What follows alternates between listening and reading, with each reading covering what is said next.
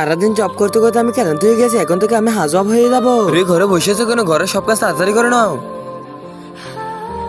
আরে জবে চাইতে তো হাউস ওয়াইফের কাজে তো অনেক বেশি কঠিন। আরে ম্যাডাম, কাল আর পরশু দিন আমি কাজে যাবো না।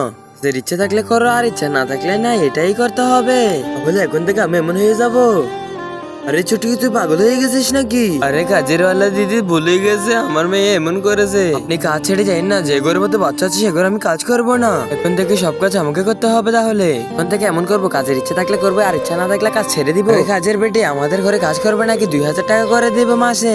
3000 টাকা করে দিব? না না, ফাইনাল 5000 টাকা দিব। আমার মাম্মি পুরা 7000 টাকা দিবে। আরে শঙ্কর দ্বারা 10,000 টাকা করে মাসে দিবে। যা তাড়াতাড়ি স্কুলে পড়তে বল। একজন কাজের খুব ভালো মানুষ দরকার, যে ভালো কাজ জানে। আমি তো প্রেগনেন্ট হয়েছি, এখন ভালোভাবে আমি কাজ করতে পারবো না, আমার থেকে সে কাজ করবে।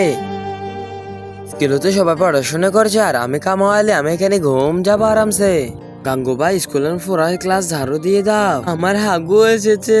আরে গাঙ্গুবা, বাচ্চাদের বডি সাফ করে দাও। না না, আমি এই কাজ করবো না। বাবাকে ভালোবাসলে লাইক সাবস্ক্রাইব করে দাও।